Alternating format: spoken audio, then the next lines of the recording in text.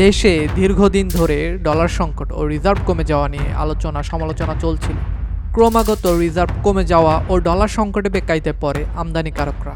এবার ডলার সংকটের কারণে ব্যবসা বাণিজ্যের পরিস্থিতি নিয়ে কথা বলেছেন অর্থ বাণিজ্য উপদেষ্টা ডক্টর সালেহুদ্দিন আহমেদ। সাংবাদিকদের প্রশ্নের জবাবে তিনি বলেন, জ্বালানি সার এবং খাদ্যপণ্য সহ অতি প্রয়োজনীয় জিনিসপত্র আমদানি করতে হলে ডলার সংকট হবে না, তবে এলসির সমস্যা রাতারাতি কেটে যাবে না, ধীরে ধীরে তা কমে আসবে।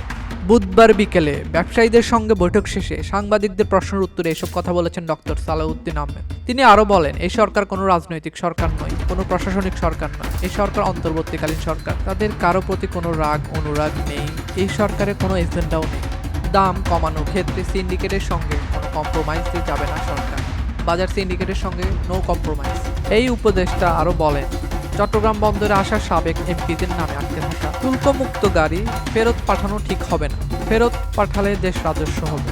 এই গাড়ি বিক্রি করার শর্ত সহজ করে দেওয়ার নির্দেশনা দেওয়া হয়েছে।